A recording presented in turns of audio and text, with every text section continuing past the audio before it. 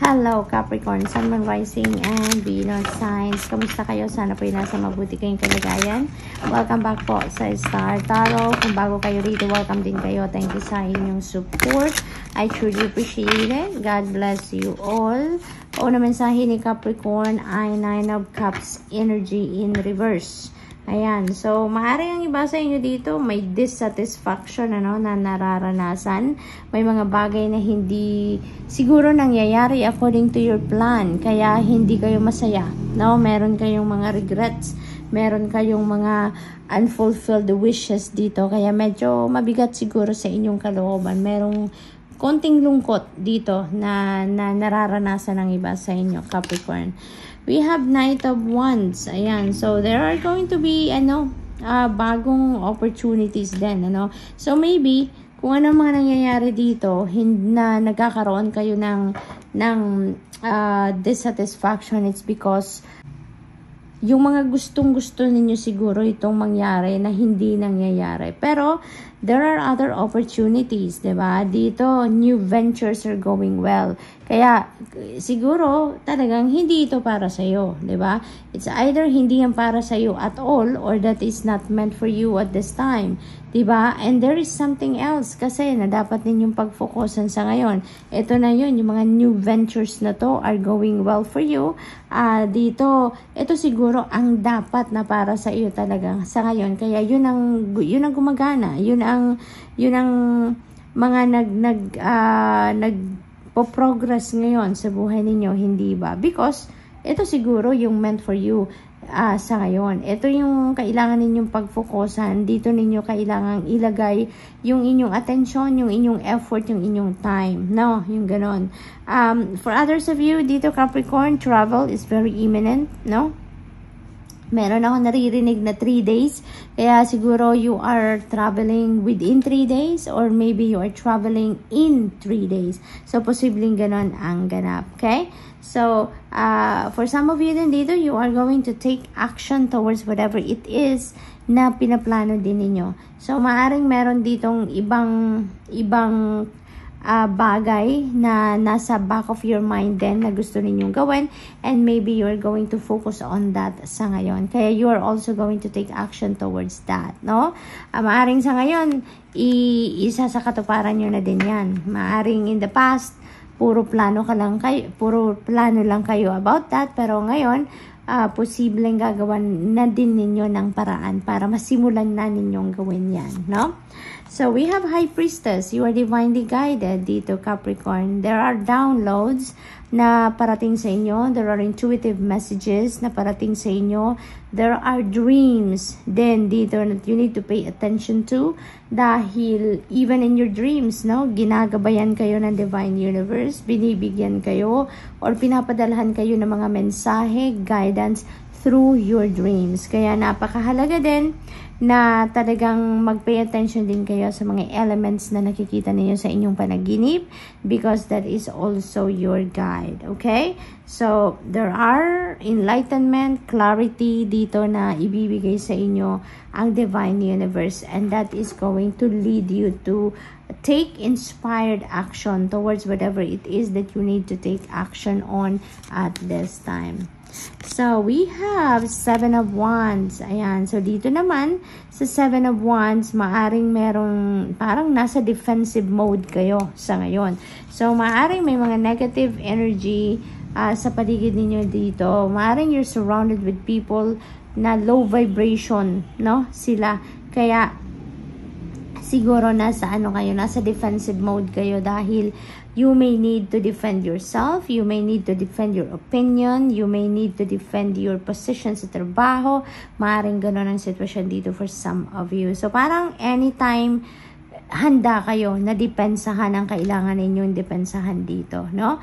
At saka, you need to, to discern, diba? Kung kailangan nyo na nga bang lumaban or hindi. Kailangan nyo nga bang dumepensa or hindi. So, kasi there are battles, no, Capricorn? There are battles in life na kailangan nating tignan maigi. Because there are battles that we need to fight talaga may mga battles din naman sa buhay na kailangan nating atrasan, kailangan nating umatras, kailangan nating deadmahin na lang, 'di ba? May mga bagay na kailangan nating ipaglaban at merong kailangan na lang natin deadmahin. So, use your own discernment and judgment on that situation. Tignan ninyong mabuti kasi baka hindi naman kailangan, 'di ba, na lumaban ka. Sayang lang din naman ng panahon mo, ng effort mo. Maaari din naman na kailangan mo talagang harapin, 'di ba? Kailangan mong ipaglaban ang iyong karapatan, ipaglaban ang kung ano ang dapat mong ipaglaban. So, depende sa inyong sitwasyon, kayo lang ang tanging nakakaalam niyan. Okay? So, good luck, and that's all I have for you for today. Thank you for watching Love and Light. Namaste. Hello Virgo, Sun, Moon, Rising, and Venus signs. Kamusta kayo? Sana po nasa mabuti kayong kalagayan. Welcome back po sa Star Tarot. Kung bago kayo dito, welcome din kayo. Thank you sa inyong support. I truly appreciate it. God bless you all. Virgo, pauna mensahe ninyo ay the Sun energy. This is such a beautiful energy because positive changes are coming your way. Napakaganda. Kung hindi masyadong magandang pinagdadaanan ng iba sa inyo dito, Virgo, you can expect positive change on that. Kung may mga problema, makakaasa kayo na magkakaroon na ng solusyon ng mga bagay na yan. Kung meron kayong mga sakit-sakit sa pangangatawan or may mga emotional turmoil kayong nararanasan ngayon, you can expect healing, no, on those areas as well. Kaya this is such a beautiful energy dahil mababalot kayo ng liwanag sa ngayon. Kung ano man ang mga dark circumstances na pinagdadaanan ng iba sa inyo dito, Virgo, you can expect that those dark circumstances will be healed dahil mababalot na kayo ng liwanag. The sun is going to cut through the darkness in your life at solusyon ang dadating, no? Solusyon sa mga problema ang parating. You are going to be surrounded with positive energy, love, joy, fortune, yung mga ganon. And ano to, good health then, success. This is a time for swerte talaga sa buhay ninyo, Virgo. So, good luck po. So, we have the star energy. Holy moly, meron tayong sun, meron tayong star. So, yung dalawang parte ng solar system natin ay nandito na both of them naghahatid ng liwanag, diba? So, talagang you can expect goodness sa buhay ninyo sa ngayon, Virgo. I-claim na natin ito, no?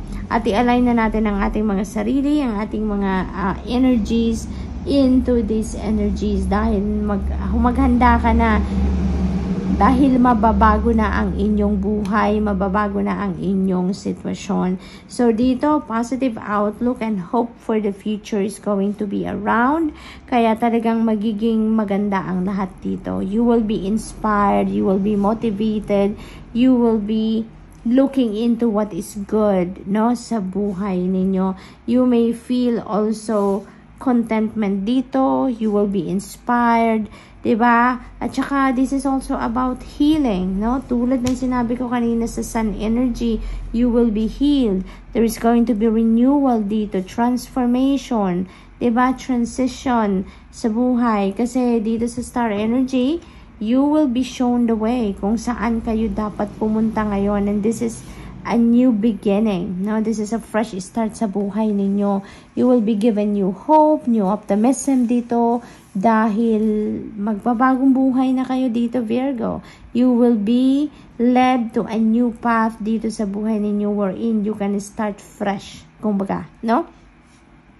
This is also in wish fulfillment energy. Kaya maaaring ang iba sa inyo dito, may mga wish kayo na magmamanifest sa buhay ninyo sa ngayon. There is a wish that is coming to fruition at this time, Virgo. So, that's really beautiful. We have Four of Swords. Pagod na kayo. Sobrang pagod na kayo, Virgo. Maaaring kayo dito, mentally, emotionally, physically tired, or overwhelmed, no? Kaya maaaring, kayo, parang drained na ang energy ninyo, burn out na ang iba sa inyo dito, stressed out, and even anxiety, maaaring merong ganong nararamdaman na or na-experience ang iba sa inyo dito, Virgo. So it's time for you to rest, it's time for you to take a step back na kahit saglit lang from what is kaguluhan dyan sa outside world ninyo, no? Dahil marami kayong ginagawa, marami kayong trabaho, you are taking care of many people, you're serving many people, you're doing a lot of things then for yourself siguro. Kaya ang dami, no? You have too much on your plate. Kaya ito, kailangan na ninyong mag-step back muna from that at magpahinga kayo so that you can rejuvenate, you can recuperate, and you can recharge, diba? So that you will be ready dito sa mga pagbabagong ito na magaganap sa buhay ninyo. So, posible din na hinahanda kayo ng spirit dito sa mga pagbabagong ito. Kaya kailangang recharged kayo. Kailangang rejuvenated and recuperated kayo. Okay? So, what else, Virgo? We have 2 of Wands. Ayan. So, these are your plans. These are your plans, no? Siguro that are coming to fruition with the Sun energy.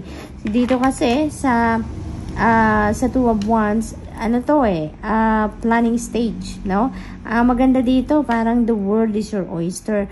Habang nagpaplano kayo, habang nag-strategize kayo, may mga opportunity na lumalapit sa inyo dito that will be in support siguro dito sa kung ano man ang pinagpaplanuhan ninyo. So, most likely, Virgo, kung ano yung planong ginagawa ninyo, maybe that is in alignment with your destiny. Kaya, habang nagpaplano pa lang kayo, hindi pa nga konkreto ang plano ninyo, pero meron ng opportunity, meron ng mga possibilities na talagang pinapadala sa inyo ang Divine Universe dito, hindi ba? So, this is really beautiful. There may be choices that you need to make as well. Maaring marami kayong pagpipilian, opportunities. There could be also travel dito for some of you. Maybe magta-travel kayo, you're going somewhere. Maring ganda ng ganap dito for some of you. It is also possible na yung pinagdedesisyon na ninyo dito ay kung yung pagbabagong gusto ninyong gawin sa buhay ninyo. So, maaaring ganun din yung dinidiscern ninyo at this time. So, good luck. And that's all I have for you for today. Thank you for watching. Love and light. Namaste. Hello, Taurus, Sun, Moon, Rising, and Venus signs. Kamusta kayo? Sana po ay nasa mabuti kayong kalagayan. Welcome back po sa Star Tarot. Kung bago kayo dito, welcome din kayo. Thank you sa inyong support. I truly appreciate it. God bless you all. Pauna mensahe ni Taurus ay Knight of Wands in reverse. Ayan. So, maaaring ang iba sa inyo dito, impulsive sa ngayon. Maaaring very short yung ninyo, yung temper ninyo, napakababaw siguro. Mabilis kayong mairita, mabilis kayong magalit, maaaring ganun ang ganap dito for some of you. Parang hindi kayo ngayon siguro focused, hindi kayo nakakapag-concentrate sa mga bagay na kailangan ninyong pag-focusan. So, maaaring ganun ang ganap dito. Parang distracted ang iba sa inyo dito, Taurus. So, we have 8 of Swords energy in reverse. Ayan. So, this is good, no? This is good for you. Kasi, na dito, masusolusyonan nyo na kung ano man ang mga problema. Mahahanapan nyo na dito ng lusot, kumbaga, ang kahit anumang challenging situation na maaring kinakaharap ng iba sa inyo dito. So, you are going to be able to break away, no? From whatever it is na sitwasyon ninyo, na feeling ninyo hindi kayo makawala, feeling ninyo trapped kayo, pero ngayon, you'd be able to escape from that. You'd be able to leave that behind you na. So, ito na yung pagtatapos, ng kung ano man ang difficult situation na kinabibilangan ninyo sa ngayon. So, we have 9 of Wands. Ayan. So, kaya kayo makaka-escape dito kasi nagsikap kayo, pinagsikapan ninyo, you persevered, yung talagang pinagtyagaan ninyo, pinagsikapan ninyo na makaalis kayo from whatever it is na sitwasyon na kinabibilangan ninyo na hindi kayo naging masaya na, no? Hindi na kayo, alam mo yun, yung parang punong-puno lang kayo ng problema dyan, pero na pagsikapan ninyo na malampasan and nalampasan ninyo, no? Or malalampasan ninyo. You'll be able to to succeed dito talaga sa pagkontra or sa paglabas ninyo sa ganitong sitwasyon. So that's really beautiful.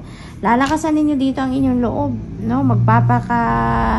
tibay kayo dyan, at saka gagawin ninyo ang lahat ng kung anong gusto ninyong mangyari, ay yun ang talagang gagawin ninyo, no? So, your willpower is going to be very strong at this time, no? Kaya pagtatagumpayan ninyo yan. We have 4 of Swords energy. Ayan, so overwhelmed kayo, no? Physically, mentally, emotionally overwhelmed and exhausted kayo. Dahil din siguro, no, sa stress na naramdaman ninyo dito sa energy na to at saka dito. So, maaring talagang may imbalance kasi siguro kayo na nararanasan. 'Di ba pag may imbalance, talagang when you are ungrounded, talagang hindi kayo makapag-focus, hindi kayo makapag-isip ng maayos. Kumbaga, hindi kayo makapag-isip ng straight. Kaya, mas mabilis kayong mapagod. And maybe, yun nga nangyayari sa inyo. Kaya, dito, stressed out kayo, you know, hanggang anxiety, meron kayo, nararamdaman na ninyo yun, na parang, yung energy ninyo drained na din, 'di ba? Burn out, yun ang nararamdaman ninyo because of the imbalances na nangyayari. Kaya you may need to ngayon, you may need to relax muna. Magmuni-muni muna kayo. Tumalikod muna kayo ng kahit pansamantala lang sa kung ano man ang pinagkakaabalahan ninyo so that you can rest. You can chill. You can rejuvenate and recuperate and recharge. You really need to refill your cup sa ngayon kasi sa mga sitwasyon na to, parang pagod na pagod kayo, Taurus. Parang wala talaga sa wala kayo sa wisyo, kumbaga, no? Out of balance talaga ang sitwasyon ninyo sa ngayon. Kaya it's a must, no? Yung rest na to, yung pagre-rest na to, it's a must. You really need to do it. You really need to step back a little from what is keeping you busy para maibalik muna ninyo ang sarili ninyo sa sentro. Maibalik ninyo sa balanse. So, magmuni-muni kayo. Meditation can help, no? Talagang meditation do wonders sa buhay natin. Kaya subukan talaga ninyo, Taurus, na mag-meditate kayo. Even couple of minutes or 5 minutes, no, gawin niyo yan kasi talagang ibabalik kayo niyan sa sentro. Mas makakapag-isip kayo ng mas maayos, you will feel rested, alam mo yun, at saka makakapag-concentrate kayo. So good luck, and that's all I have for you for today. Thank you for watching. Love and light. Namaste.